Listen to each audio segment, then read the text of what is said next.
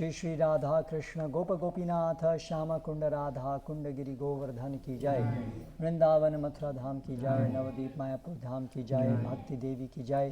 तुलसी महारानी की जय। समवेत भक्त वृंद की जय। गौर प्रेमानंदे हरि हरि नमो विष्णु पादाय कृष्ण पृष्ठाय भूतले श्रीमते जय पताका स्वामी।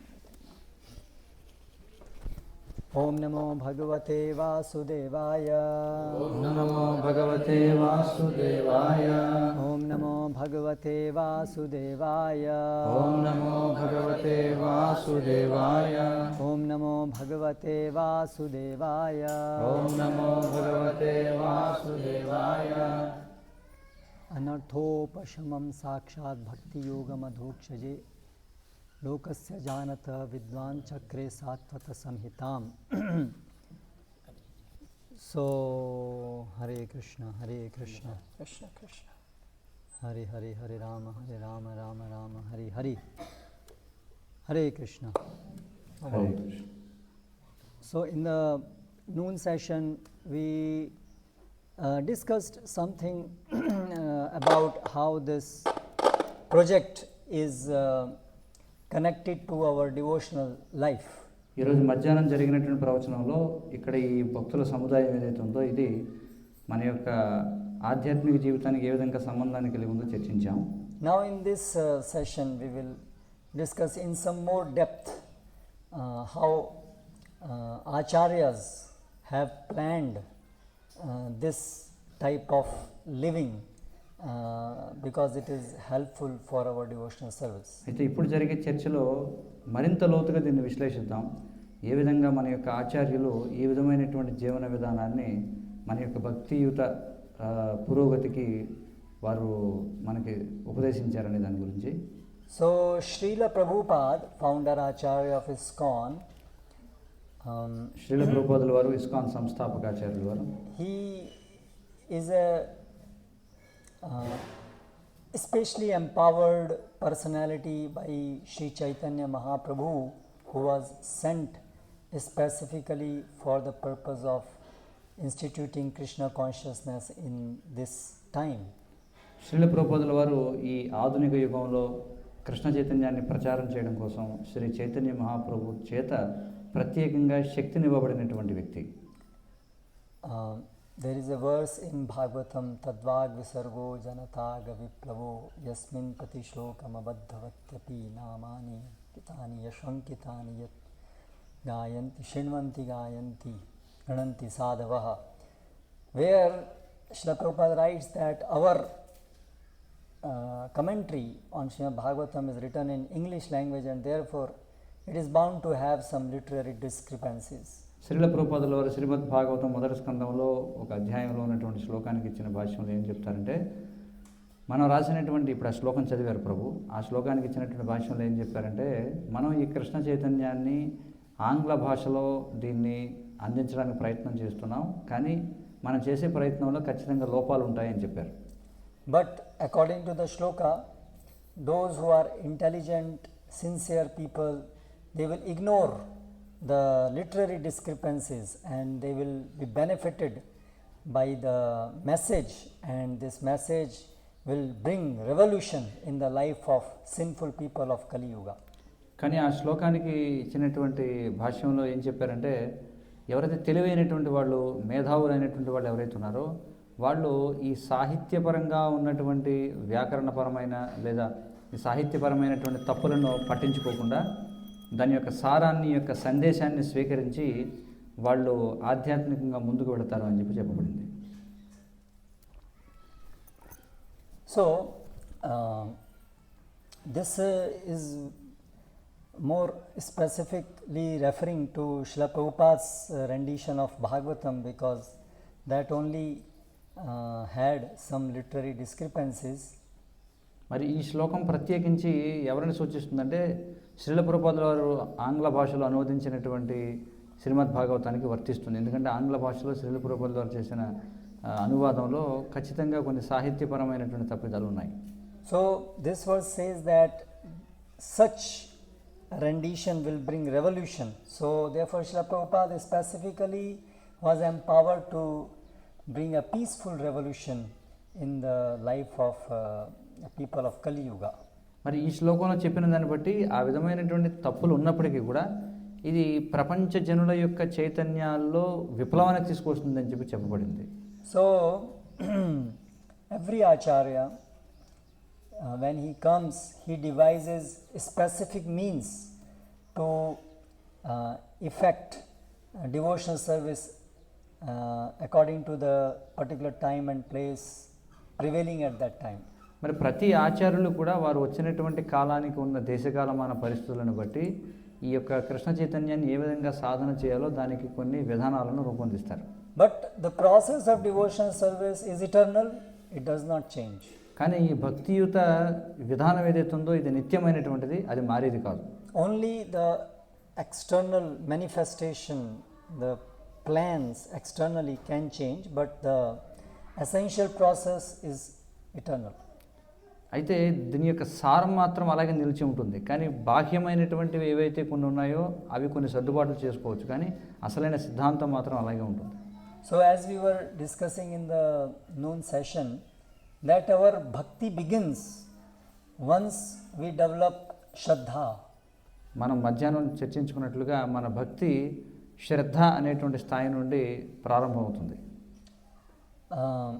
Shraddha means developing a genuine appreciation and interest in Krishna, his message, in devotees, that is called Shraddha. మరి శ్రద్ధ అంటే కృష్ణుని పట్ల, ఆయన యొక్క భక్తుల పట్ల, శాస్త్రం పట్ల ప్రత్యేకమైనటువంటి విశ్వాసాన్ని పెంపొందించుకోవడం, దానిని శ్రద్ధ అంటారు. When we come to understand that goal of life is to reawaken our relationship with Krishna, మరి మనకి అర్థమవుతుంది మన జీవిత లక్ష్యం ఏమిటంటే కృష్ణుడితో మనకున్నటువంటి నిత్య సంబంధం ఏది ఉందో దాన్ని పునరుద్ధరించుకోవడం అని చెప్పి. and the process to do that is pure devotional service. మరి అది చేసేటువంటి విధానం ఏమిటంటే శుద్ధ భక్తియుత సేవ. So how do we attain this Shraddha? మరి ఈ శ్రద్ధని మనం ఎలా పెంపొందించుకుంటాం? Any answer, suggestions? సమాధానాలు ఏమైనా ఉన్నాయి, సూచనలు ఏమైనా చేయగలరా ఈ శ్రద్ధను ఎలా పొందగలం అనే దాని గురించి? What is the key to attaining this Shraddha? ఈ శ్రద్ధను పొందడానికి అసలు కీలకమైనటువంటిది ఏమిటి? జిజ్ఞాస అని అంటున్నారు. But before we have developed Shraddha, we don't have that inquisitiveness even. కానీ శ్రద్ధను పెంపొందించుకోకుండా మనలో ఆ జిజ్ఞాస కూడా ఉండదు. Association of devotees, Association of devotee. But we don't even understand the importance of association before we develop Shraddha. కానీ శ్రద్ధను పెంపొందించుకోకుండా భక్తుల యొక్క సాంగత్యం యొక్క విలువను కూడా మనం అర్థం చేసుకోలేము. వైష్ణవుల యొక్క కృప అని అంటున్నారు. So we develop this Shraddha only due to association of devotees. మనం ఈ శ్రద్ధని కేవలం భక్తుల యొక్క సాంగత్యం ద్వారా మాత్రమే పెంపొందించుకోగలం. But this association we don't seek, but devotees come to us to give their association. మరి ఈ సాంగత్యం ఏదైతే ఇప్పుడు మనం మాట్లాడుకుంటున్నామో దానిని మనం కోరుకోం, కానీ ఆ భక్తులే వచ్చి మనకు ఆ సాంగత్యాన్ని ఇచ్చి పెడతారు. Devotees, because of having devotion in their heart, they feel impelled to connect every soul or as many souls as possible to Krishna. మరి భక్తులు వాళ్ళ యొక్క హృదయంలో ఈ యొక్క దయా కరుణ అనేటువంటి లక్షణాలు ఉండడం వల్ల వాళ్ళు ఆ స్ఫూర్తిని పొందుతారనమాట, ఈ యొక్క కృష్ణ చైతన్యాన్ని అందరితో పంచుకోవాలి అని చెప్పి. So therefore they undertake different means to approach people, some way to give them the message of Krishna or engage them in devotional service knowingly and unknowingly. In this way they help people to develop this initial Shraddha, faith in Krishna. ఈ ప్రారంభ దశలో ఉండేటువంటి శ్రద్ధని, అంటే భగవంతుని పట్ల, కృష్ణుని పట్ల ఉన్నటువంటి శ్రద్ధని అందరికీ ఇవ్వడం కోసం వాళ్ళు ఏదో ఒక విధంగా దానికి ఎలా చేయాలో ఏదో ఒక విధానాన్ని కనుగొంటారనమాట. మొత్తానికి ఏదో ఒక అవకాశం తీసుకొని దీన్ని ఇవ్వాలి జనానికని. So we have all experienced this in our life, how we developed this Shraddha, which is also called the seed of devotional service. మరి మనందరి జీవితాల్లో మనకి అనుభవం ఉంది, మనం ఏ విధంగా ఈ శ్రద్ధ అంటే భక్తియుత సేవ యొక్క బీజాన్ని మనం ఎలా పొందామనే దాని విషయంలో. There came a time in our life when we decided that I will now practice devotional service seriously. I accept Krishna. I accept myself to be his servant. We took this thing seriously at some point in our life. That is the development of this Shraddha. కాబట్టి మనందరం కూడా మన జీవితంలో ఏదో ఒక రోజున మనం సంకల్పం చేసామన్నమాట. ఏమిటంటే అవును, ఇక ఈనాటి నుండి నేను ఈ కృష్ణ చైతన్యాన్ని పూర్తిగా నేను అనుసరిస్తాను అని. దానినే ఏమంటారంటే శ్రద్ధ అని చెప్పి అంటాం. ఈ శ్రద్ధ అనేటువంటి స్థాయికి రావడం. After that comes the stage of sadhu sangha again. ఆ తర్వాత మళ్ళీ సాధు సంఘం అని వస్తుందంటే మళ్ళీ భక్తులతో సాంగత్యం చేయడం. Now this association of the devotees is sought by us. ఇప్పుడు ఈసారి మనం చెప్పుకునే భక్తుల సాంగత్యం అది మనం కోరుకునేటువంటి సాంగత్యం. Because now we have developed Shraddha, so now we seek association of devotees to hear from them more about Krishna. ఎందుకంటే ఇప్పుడు మనం అసలైనటువంటి శ్రద్ధను పొందాం కాబట్టి మనం భక్తుల యొక్క సాంగత్యాన్ని కోరుకుంటాం. కృష్ణుడి గురించి మనం శ్రవణం చేయాలనేటువంటి కోరికను పెంచుకుంటాం. And then by regularly associating with devotees, hearing from them, and in their association doing different activities of devotional service, we advance further. ఆ విధంగా మనం భక్తుల సాంగత్యంలో ఉంటూ మరి భక్తియుత సేవా కార్యాలన్నింటిలో కూడా పాల్గొంటూ ఉండడం ద్వారా మనం మరింతగా ఆధ్యాత్మికంగా ముందుకు వెళ్తాం. Then we enter into the third stage, which is called Bhajana Kriya. అప్పుడు మనం మూడవ దశలోకి ప్రవేశిస్తాం. దానిని భజన క్రియ అంటారు. Bhajana Kriya means when we formally and authorized, in an authorized way, we start a devotional service.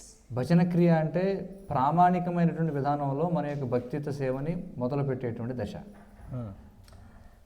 Shraddha is the entrance, is the gate, and then with Bhajan Kriya we actually start the process of devotional service, bhakti. కాబట్టి శ్రద్ధ అనేది ఒక ద్వారం లాంటిది అనమాట. ఆ శ్రద్ధ అనేటువంటి ద్వారం గుండా ప్రవేశించి మనం ఈ భజన క్రియ అంటే ఈ భక్తియుత సాధన అనే దాన్ని మనం ప్రారంభిస్తాం, స్వీకరిస్తాం.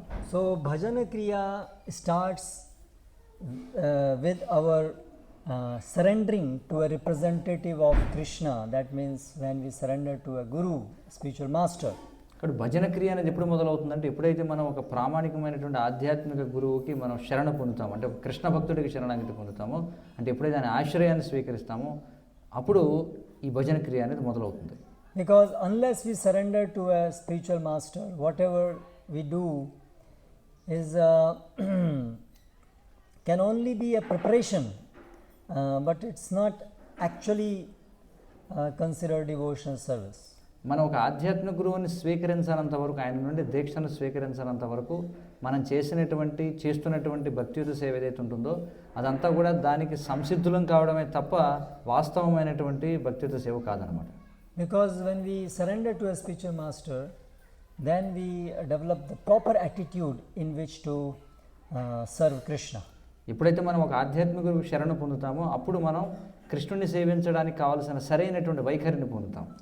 So Adav Guru Padashraya, Rupa Goswami Pada explains how Bhajana Kriya begins with taking shelter of a spiritual master, then taking Diksha, then taking Shiksha, and one by one different activities of devotional service we start under the guidance of a spiritual master.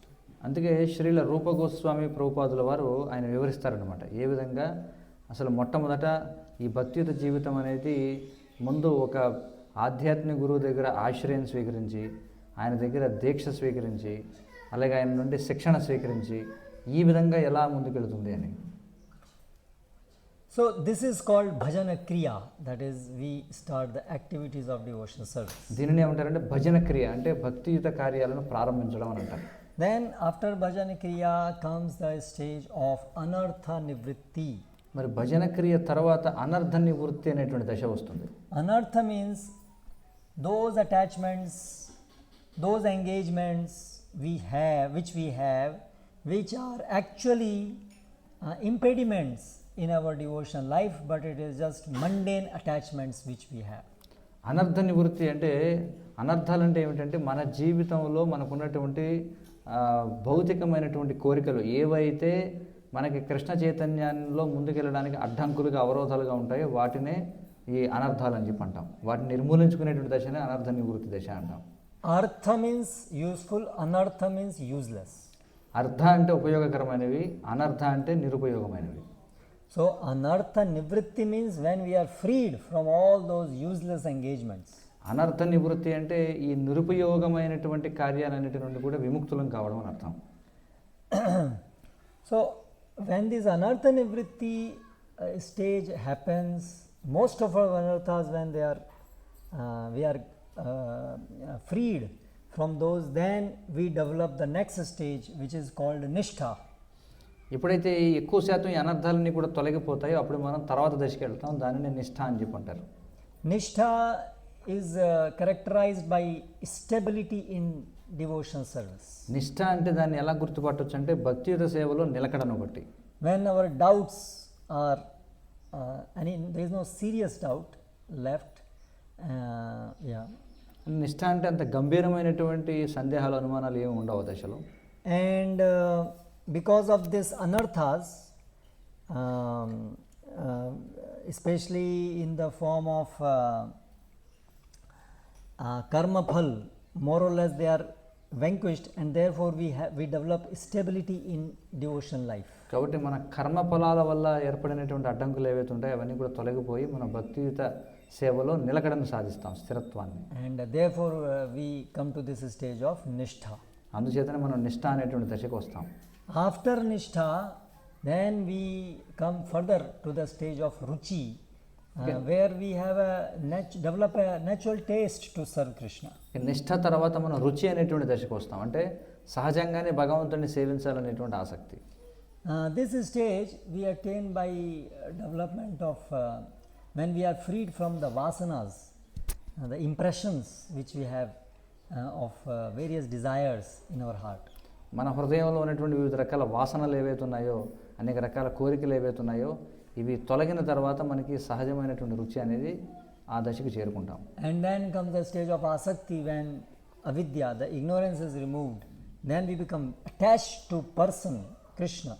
తర్వాత ఆసక్తి అనేటువంటి దశ వస్తుంది, అంటే ఆ స్థితిలో మనం కృష్ణుని యొక్క వ్యక్తిత్వానికి మనం ఆసక్తులు అవుతాం అన్నమాట. And after that we attain the pure, the starting of Krishna prema, the pure, the siddha, the perfection stage, which is called bhava. ఆ తర్వాత మనకి ఈ ప్రేమ యొక్క ప్రారంభ దశ అనేటువంటి ఈ యొక్క భావ అనేటువంటి స్థితిని, ఆ యొక్క బీజాన్ని మనం పొందుతాం అన్నమాట. And which further develops into full-fledged prema.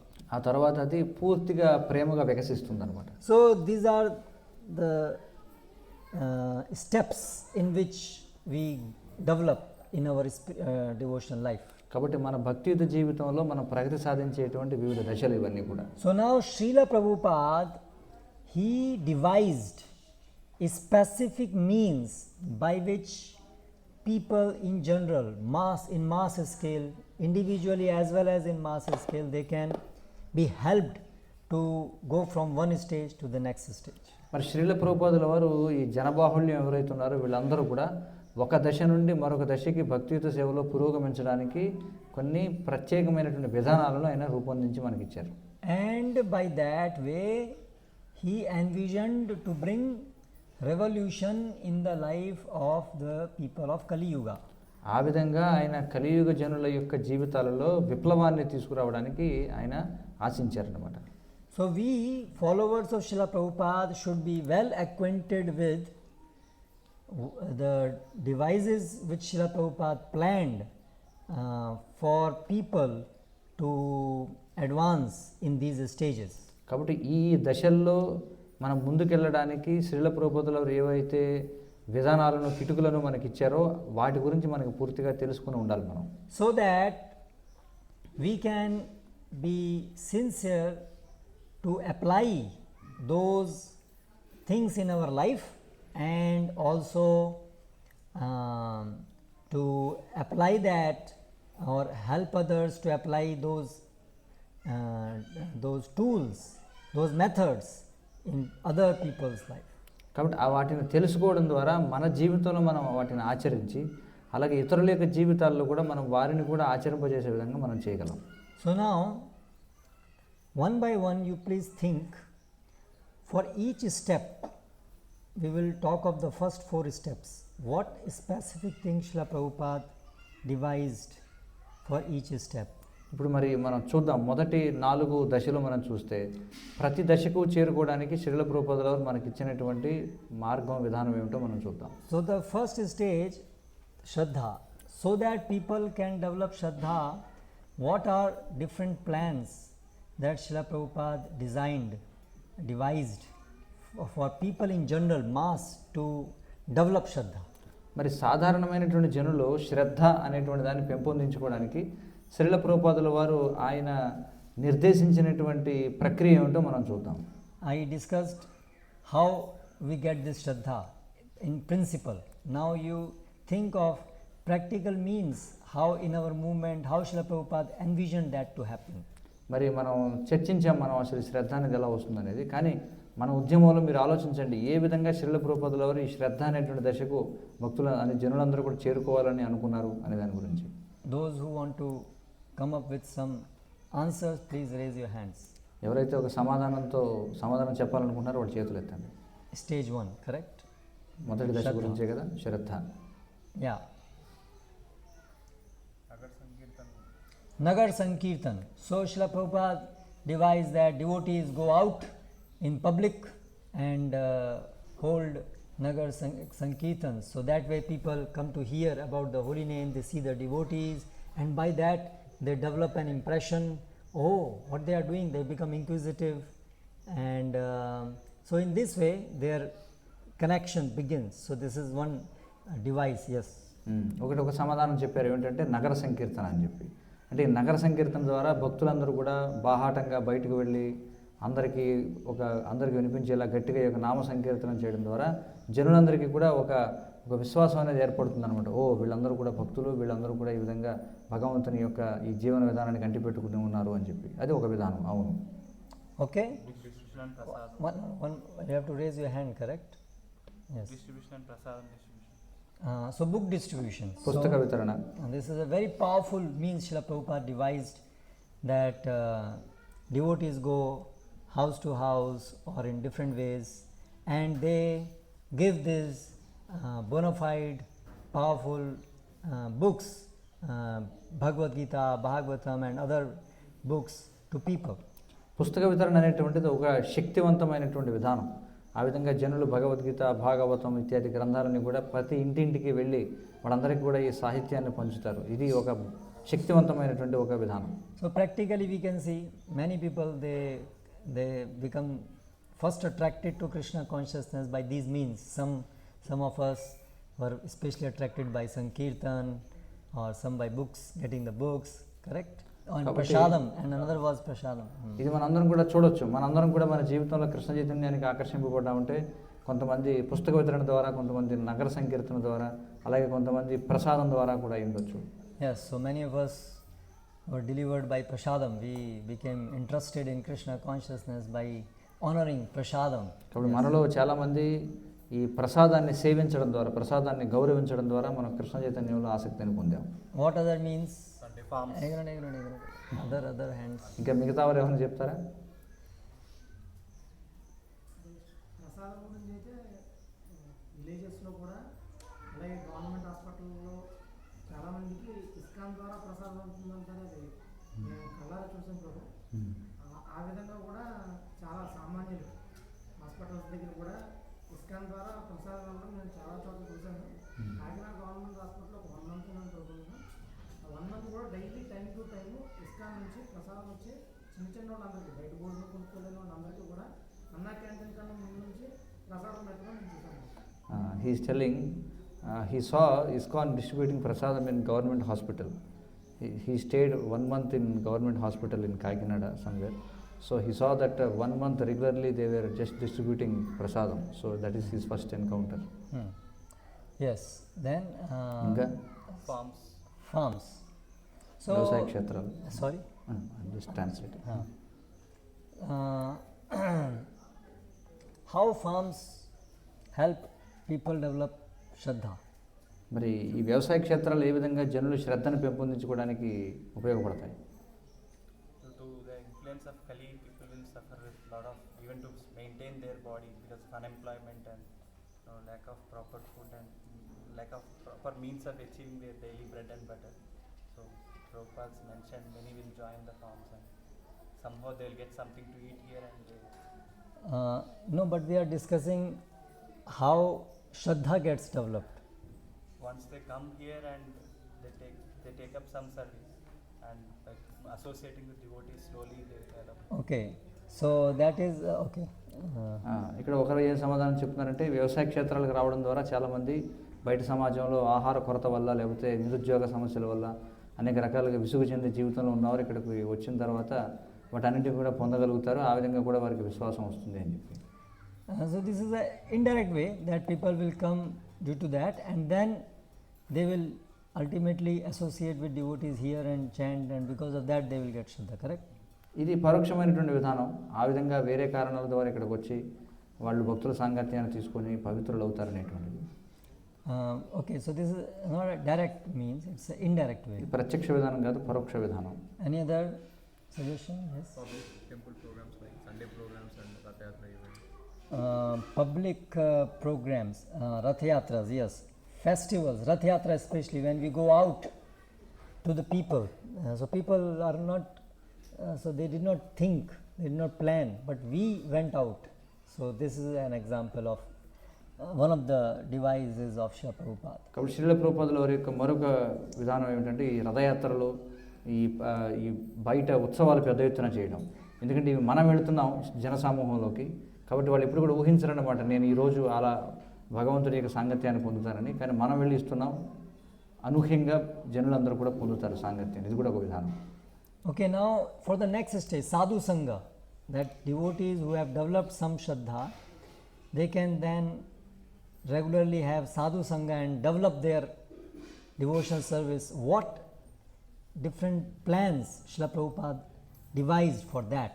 సరే, ఇప్పటివరకు మనం శ్రద్ధ అనేటువంటి దశకి శ్రీల ప్రభుపాదుల వారు ఆయన నిర్దేశించినటువంటి విధానాలను చూసాం.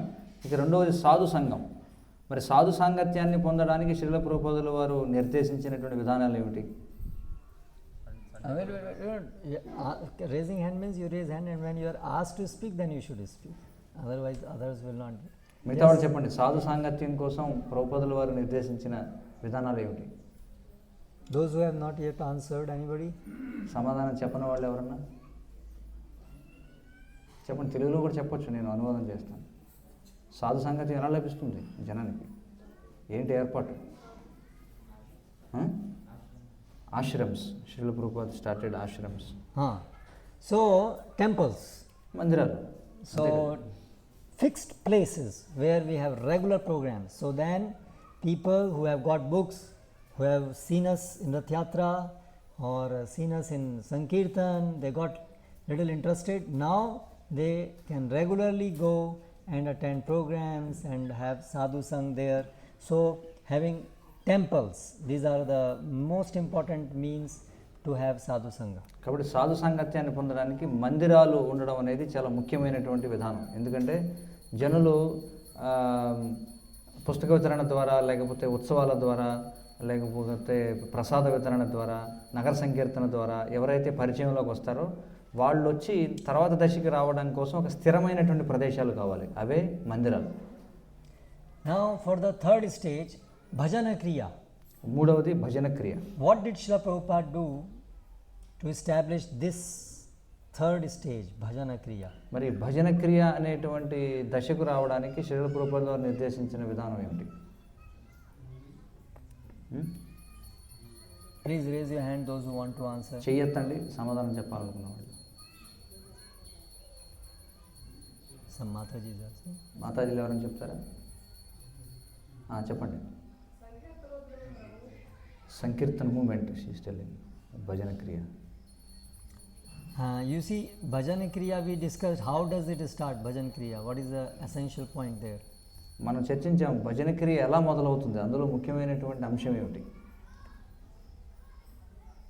Remember? Bhajan kriya begins with what? With sadhu sangha, preliminary sadhu sangha. Bhajan kriya begins with surrendering to spiritual master.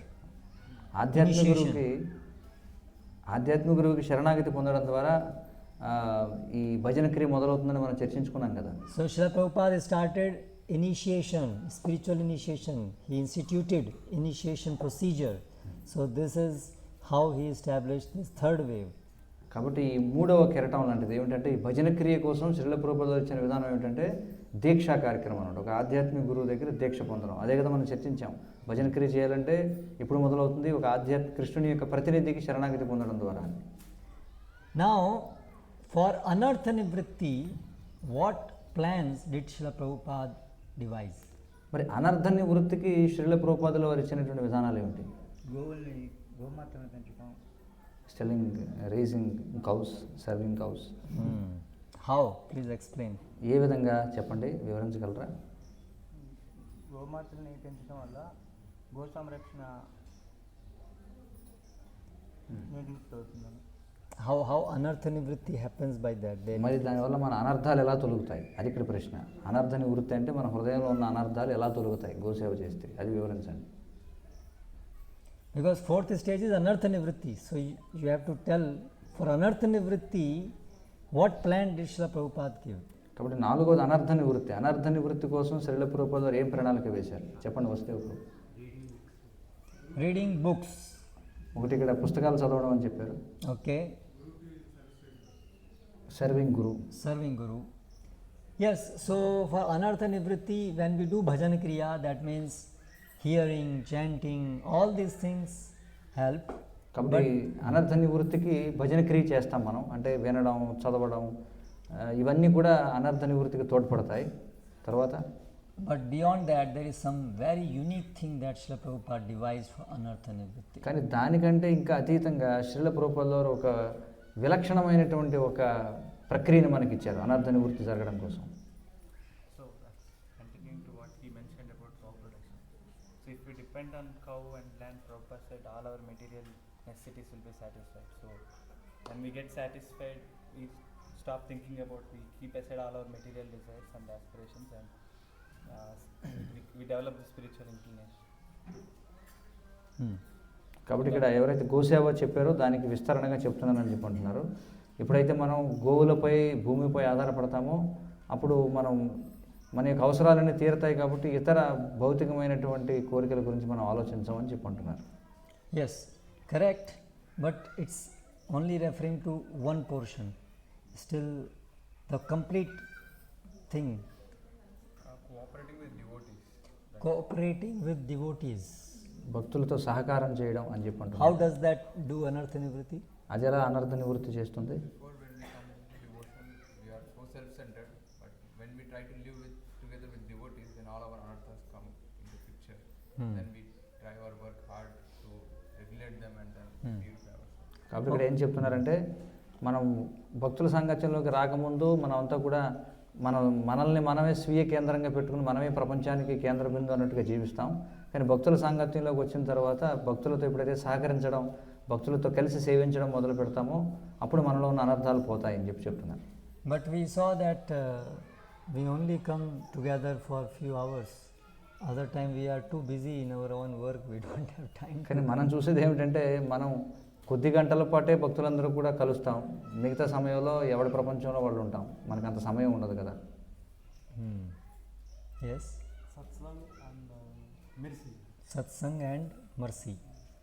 Yeah, satsang and mercy, that is there, but practical some plan what Srila Prabhupada incorporate. These are ultimately, these things will act, but some platform where these things can act.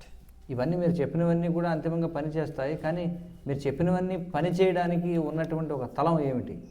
ప్రభుపాదులు వారు ఏం ప్రక్రియ ఇచ్చారు? చెయ్యొద్దండి, ఎవరు చెప్పాలనుకుంటున్నారు చెప్పండి. పరమాత్మ శిష్యులు, పరమాత్మ will help in. Yeah, okay. అవును, అది కూడా. Yes. Yeah, the answer is simple living. This thing what Srila Prabhupada gave is one very master plan for anartha nivritti. కాబట్టి చాలా సరళమైనటువంటి సమాధానం ఏంటంటే సరళంగా జీవితాన్ని గడపడం. ఇది శ్రీల ప్రభుపాదులు వారు ఇచ్చినటువంటి బృహత్ ప్రణాళిక అనర్థ నివృత్తి జరగడం కోసం. Because simple living means we are satisfied with our basic needs and we no more hanker for unnecessary necessities. Therefore, it helps us to become free from anarthas. కాబట్టి ఈ సరళంగా జీవించడం అనే దానివల్ల మనం అనవసరమైనటువంటి సౌఖ్యాలను జీవితంలో పెంపొందించుకోవడానికి ప్రయత్నించాం. అందువల్ల ఇవి పనికిరానటువంటి వాటన్నింటిని కూడా పక్కన పెట్టడానికి ఉపయోగపడుతుంది అనమాట. అనర్థాలన్నింటినీ కూడా నివృత్తి చేస్తుంది సరళ జీవనం అనేది. Generally, when we think of anartha, we think kama, krodha, lobha, moha, mada, matsya, lust, anger, greed. సాధారణంగా అనర్థాలను కానీ మనకు దృష్టికి ఏమొస్తుందంటే కామ, క్రోధ, లోభ, మోహ, మద, మత్సర్యాలు అనుకుంటాం. So, for instance, we want to become free from greed. ఉదాహరణకి మనం లోభం నుంచి బయటపడాలనుకుంటున్నాం. How to do that? మరి ఏ విధంగా చేయాలి? No greed, no greed, no greed, no greed, no greed, no greed, no greed. I don't want greed, I don't want greed. Will జపం that help చేస్తూ us? ఉంటామా? నాకు జపం చేసేటప్పుడు నాకు లోభం వద్దు, లోభం వద్దు, లోభం వద్దు, లోభం లేకుండా అయిపోవాలి నేను అని జపం చేస్తే అవుతుందా? We have to practically live a life which is based on no greed. మనం లోభం లేనటువంటి జీవన విధానాన్ని వాస్తవంగా గడపాలి. అప్పుడే మనం లోభం నుంచి బయటపడగలం. That అందుకని is, yeah. అంతేగాని లోభం ఉండకూడదు అని జపం చేయడం వల్ల ప్రయోజనం ఉండదు. So that is the simple living, that you practically live a life which is not based on unnecessary things, because the desire to get unnecessary things means greed. కాబట్టి అనవసరమైనటువంటి వస్తువులను పోగు చేసుకోవాలని అనుకోవడాన్ని లోభం అంటాం. కాబట్టి అనవసరమైనటువంటి వస్తువులను పోగు చేసుకోవాల్సిన అవసరం లేనటువంటి జీవన విధానాన్ని మనం గడపాలి. అప్పుడే మనం లోభం నుంచి బయటపడగలం. These things are subtle, they are in our heart, so they need some practical way how to make it effective. ఇవన్నీ కూడా మన హృదయంలో ఉన్నాయి. మరి వీటిని ప్రభావవంతం ఏ విధంగా చేయాలనేది మనకి దానికి ఒక ప్రక్రియ కావాలి. Similarly, envy, hatred, so we need to be together and serve Krishna together. కాబట్టి ఈ అసూయ, ద్వేషం, మరి దీనికి ఉన్న ప్రక్రియ ఏంటి? మనం అందరం కూడా కలిసి కృష్ణుని సేవించాలి. So such communities give an opportunity to come together, live together, to serve Krishna together, and then so many subtle anarthas we can wash out. కాబట్టి ఈ విధమైనటువంటి సమూహాలు దానికి అవకాశాన్ని ఇస్తాయన్నమాట. అందరూ కూడా కలిసికట్టుగా వచ్చి సాధన చేస్తూ, సేవ చేస్తూ ఇవన్నీ చేయడం వల్ల ఈ ఈర్ష్య, అసూయ, ద్వేషాలు అనేటువంటివి అవి మన హృదయం నుంచి తొలగిపోతాయి. Sometimes when devotees come to live here, after some time they feel that we are now committing more offenses than when we were in the cities. కొన్నిసార్లు భక్తులు ఇక్కడికి వచ్చి నివసించడం మొదలుపెట్టిన తర్వాత వాళ్ళు ఏమనుకుంటారంటే, మనం నగరంలో ఉండగా చేసిన అపరాధాల కంటే కూడా ఇక్కడికి వచ్చి ఎక్కువ అపరాధాలు చేస్తున్నామని అనుకుంటారు. Because here 24 hours we are living together, and not just living together, but we have a target which we have to achieve. Our everything, our children, our economy, everything is connected with other devotees, so it's a very intense atmosphere. ఎందుకంటే వాళ్ళు ఏమనుకుంటారంటే, నగరంలో ఉన్నప్పుడు మనం భక్తులతో కొద్ది గంటలే వ్యవహరిస్తాం కాబట్టి అపరాధాలు కూడా తక్కువ ఉంటాయి. కానీ ఇక్కడికి వచ్చిన తర్వాత 24 గంటలు భక్తులతోనే ఉండాలి. మన యొక్క ఆర్థిక అవసరాలు కావచ్చు, మన యొక్క సేవలు కావచ్చు, మన యొక్క ఇవన్నీ కూడా ప్రతి వ్యవహారం మనం చేసేది భక్తులతోటే ఉంటుంది. కాబట్టి ఎక్కువగా అపరాధాలు చేసేటువంటి అవకాశం ఉంటుందని అనుకుంటారు.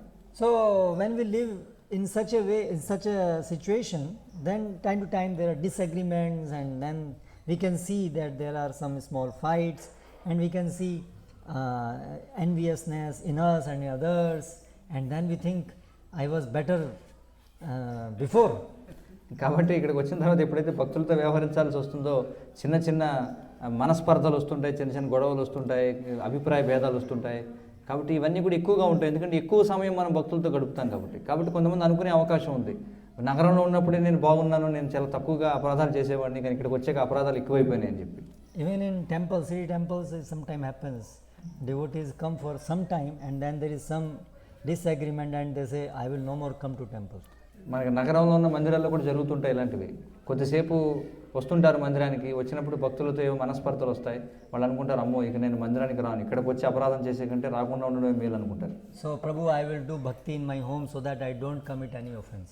వాళ్ళు ఏమంటారంటే, ప్రభు నేను నా సాధన ఏదో ఇంటిగ్రేట్ చేసుకుంటాను, So ఆ విధంగా నేను అపరాధాలు చేయకుండా ఉంటాను అనుకుంటారు. So is it the right solution? మరి అదేనా సరైన పరిష్కారం? So it's not that by keeping ourselves away from devotee association we will become free from offensive mentality. కాబట్టి భక్తుల సాంగత్యం నుంచి దూరంగా ఉండడం ద్వారా మనం ఈ అపరాధ భావన నుంచి బయటపడతామని అనుకోకూడదు. Only when we live in association of devotees and serve together, then our anarthas get manifested. ఎప్పుడైతే మనం భక్తులతో కలిసి సేవ చేస్తామో అప్పుడే మన హృదయంలో ఉన్నటువంటి అనర్థాలు అనేవి వ్యక్తం అవుతాయి బయటికి హృదయంలోంచి. And then we get chance to see them and to operate on them, to wash them off. అప్పుడే మనకి అవకాశం వస్తుంది వాటిని వెలికి తీసి వాటిని శస్త్రచికిత్స చేసి వాటిని కడిగేసేటువంటి అవకాశం మనకు అప్పుడే వస్తుంది భక్తుల సాంగత్యంలో ఉంటేనే. So if we have a big boil on our body full of pus and we go to the hospital, ఉదాహరణకి మన శరీరం మీద కాలడం వల్ల ఒక పెద్ద బొబ్బ ఏర్పడింది అనుకోండి, లోపల చీముతో నిండిపోయి మన ఆసుపత్రికి వెళ్ళామనుకోండి, and there the doctor he incises the wound and the pus starts coming out. అప్పుడు వైద్యుడు ఏం చేస్తాడు, ఆ బుడగలాగా ఏదైతే బొబ్బ వచ్చిందో దాన్ని కోస్తాడు, కోస్తే అందులో ఉన్న చీమంతా బయటకు వస్తుంది. And we run out of the hospital. Oh, it's more painful, more pus. I was better before in my home. అప్పుడు మనం ఏమంటాం, అమ్మో ఇది ఇంటి దగ్గర ఉన్నప్పుడే బాగుంది, అక్కడ ఏ నొప్పి లేదు, మీరు ఇక్కడికి వస్తే కోసేసారు, ఇంకా ఎక్కువ చీమ వస్తుంది బయటికి అని చెప్పి పారిపోయే అవకాశం ఉంది ఆసుపత్రి నుంచి. So of course when operation will be done, the pus will come out, but then the end result of that is that your pus will be let out and you will be free from that boil ultimately. కాబట్టి అవును నిజంగానే నొప్పి వస్తుంది, ఎప్పుడైతే ఆ బొబ్బని కోసినప్పుడు చీమి బయటకు వస్తుంది, కానీ అంతిమంగా జరిగేది ఏమిటి, మనకి ఉపశమనం కలుగుతుంది, పూర్తిగా దాని నుంచి మనం బయటపడతాం. So similarly, such places where devotees come together to please Srila Prabhupada are very great places to operate on our anarthas inside the heart. కాబట్టి ఎక్కడైతే శ్రీల ప్రభుపాదుల వారిని సంతృప్తిపరచడం కోసం భక్తులందరూ కూడా సమావేశమై సేవ చేస్తుంటారో అవి మన యొక్క అనర్థాలను నివృత్తి చేసుకోవడం కోసం అత్యంత శ్రేష్టమైనటువంటి ప్రదేశాలు. శ్రీల ప్రభుపాదుల వారిని మనం చక్కగా సేవించడానికి, సంతృప్తి ఇవ్వడానికి ఇంకా మెరుగైనటువంటి ప్రదేశాలు అన్నమాట. Previously, families used to be extended families. పూర్వం కుటుంబాలంటే ఉమ్మడి కుటుంబాలుగా ఉండేవి. Not just me, my wife, children, but brothers, their family, father, mother, many families living together. నేను నా భార్య నా పిల్లలు అని మాత్రమే కాకుండా నా సోదరులు, తల్లి, తండ్రి వీళ్ళందరూ కూడా ఎంతోమంది ఉండేవారు కుటుంబం అంటే. Now people have become so individualistic, so egoistic that what to speak of extended families, even husband and wife cannot live together. కానీ ఇప్పుడు జనులు ఎంతగా వాళ్ళు స్వార్థపూరితంగా మారిపోయారంటే అసలు తల్లిదండ్రులు సోదరులతో కలిసి ఉండడం అని పక్కన పెడితే భార్య భర్తలే కలిసి ఉండలేకపోతున్నారు. But if one can live in that extended family, that requires more maturity, more selflessness, all those good qualities are required. Therefore, if you live, then you naturally will develop those qualities. కానీ ఉమ్మడి కుటుంబంలో ఉండాలి అంటే మనకి ఎంతో సహనం కావాలి, ఓర్పు కావాలి, ఇవన్నీ కూడా ఉండాలి. ఆ విధంగా మనం కనుక సహిస్తూ అక్కడ ఉండగలిగితే మనం ఇంకా ఎన్నో గొప్ప లక్షణాలను పెంపొందించుకోగలుగుతాం. So nowadays it's a nightmare for people to think to live in a extended family, brothers together. They cannot think. ఈ రోజుల్లో సోదరులందరూ కూడా కలిసి ఉమ్మడి కుటుంబంగా ఉండడం అనేది ఒక పీడకల మాట. అది ఎవరు కూడా ఊహించుకొని కూడా ఊహించలేరు. Because they cannot give up that individualism, that egoism, selfishness. ఎందుకంటే వాళ్ళు తమ యొక్క స్వార్థాన్ని, తమ యొక్క ఏవైతే ఉన్నాయో వీటిని అంటే ఒంటరిగా ఉండాలి, నేను ఏకాకిగా ఉండాలి, స్వార్థం వీటన్నిటిని విడిచిపెట్టలేరు అనమాట. చాలా కష్టం. So even beyond that extended families, when we used to live in villages, the village as a unit, then you needed that type of maturity, selflessness to live in those villages which acted as one unit. సరే, ఒక ఉమ్మడి కుటుంబాన్ని పక్కన పెట్టండి, దానికంటే ఇంకా పైకి వెళితే ఒక గ్రామంలో ఉండడం అనేది ఏదైతుందో, అసలు గ్రామం అంతా కూడా ఒక వ్యవస్థగా పనిచేయాలంటే మరి గ్రామంలో ఉండాలంటే ఇంకా ఎక్కువగా మనకి నిస్వార్థత, అలాగే ఇంకా ఎక్కువగా సహనం, ఓర్పు అనేటువంటి లక్షణాలు ఉండాల్సి వచ్చేదన్నమాట. This modern way of life, city life, it encourages less and less relationship with people. మరి ఈ ఆధునిక పట్టణ జీవనం ఏదైతే ఉందో ఇది ఇతర జనులతో సంబంధం లేకుండా జీవించే విధానాన్ని ప్రోత్సహిస్తుంది అనమాట. You can just be happy having a pet dog. మీరు కేవలం ఒక పెంపుడు కుక్కను పెట్టుకుని ఆనందంగా గడిపేయచ్చు. Or now not even pet dog, just a mobile phone, smart phone. ఈ రోజుల్లో పెంపుడు కుక్కలను కూడా దాటిపోయి ఒక స్మార్ట్ ఫోన్ ఉంటే సరిపోతుంది ఎవరికి వాడికి. So therefore living in such grama, in villages, it helps us to give up those anarthas. కాబట్టి ఈ విధమైనటువంటి గ్రామాల్లో జీవించడం అనేది మనకి గొప్ప అవకాశం ఇస్తుంది మన యొక్క అనర్థాలను నివృత్తి చేసుకోవడం కోసం.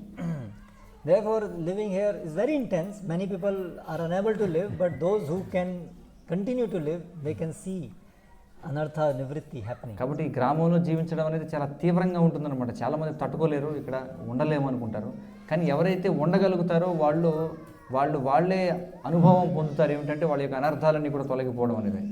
Besides that, this living a simple life, needing not striving for unnecessary necessities, is a big way to free us from anarthas internally and externally. అలాగే ఈ సరళమైనటువంటి జీవనాన్ని, అంటే ఆధునికమైనటువంటి సౌఖ్యాలు లేకుండా సరళంగా జీవించడం అనేది ఏదైతే ఉందో, ఇది అంతర్గతమైన బాహ్యమైనటువంటి ఎన్నో అనర్థాల నుంచి బయటపడడానికి తోడ్పడుతుంది. So tomorrow morning we will read some of sections from Conversation of Srila Prabhupada, where he elaborates a bit, gives some examples of how this simple living helps in anartha nivritti. కాబట్టి రేపు రోజున మనం రేపు ఉదయం ప్రభుపాదుల వారు చెప్పినటువంటి కొన్ని ప్రస్తావనలు మనం చదువుదాం. ఏ విధంగా శ్రీల ప్రభుపాదుల వారు ఈ సరళ జీవనం అనేది మన యొక్క అనర్థాలను నివృత్తి చేయడంలో తోడ్పడుతుందనే దాని గురించి. And once anartha nivritti happens, then naturally comes nishtha. మరి ఎప్పుడైతే అనర్థ నివృత్తి అనేది జరుగుతుందో అప్పుడు సహజంగానే నిష్ఠ అనేది వస్తుంది. So therefore this is Prabhupada's plan, fourfold movement. This whole strategy for revolution, it has 4 waves. కాబట్టి ఇది శ్రీల ప్రభుపాదుల వారి యొక్క ప్రణాళిక అనమాట. దీనికి 4 తరంగాలు ఉన్నాయన్నమాట. దీన్ని 4-fold మూవ్మెంట్ అంటారంటే 4 విడతల ఉద్యమంగా చెప్తారనమాట. So in our society, somehow after Srila Prabhupada left, we could not properly institute this 4th wave. దురదృష్టవశాత్తు శ్రీల ప్రభుపాదుల వారు తిరోభవించిన తర్వాత ఈ 4వ తరంగం ఏదైతే ఉందో దాన్ని మనం ఆచరణలో పెట్టలేకపోయాం. And therefore, because there is not proper anartha nivritti, therefore devotion life is not steady. మరి ఈ సరైనటువంటి అనర్థ నివృత్తి చేయగల ప్రక్రియ లేకపోవడం వల్ల ఈ యొక్క ఆధ్యాత్మిక జీవనం అనేది స్థిరంగా కొనసాగడం లేదు. So we will stop here. Tomorrow morning we will continue on this theme. కాబట్టి ఇప్పటికీ దీనితో ముగిద్దాం. మళ్ళీ రేపు ఉదయం మళ్ళీ మనం మన చర్చను కొనసాగిద్దాం. Hare Krishna, Hare Krishna, Krishna Krishna, Hare Hare, Hare Rama Hare Rama Rama Rama Hare Hare. Srila Prabhupada ki jai. Any questions time 7 o'clock. ప్రశ్నలకి సమయం లేదు. tomorrow. ఎవరికైనా ఏమైనా ప్రశ్నలు ఉంటే నమోదు చేసుకోండి. రేపు ఉదయం ప్రభు సమయం ఇస్తారు, అప్పుడు మనం అడగవచ్చు. హరే కృష్ణ.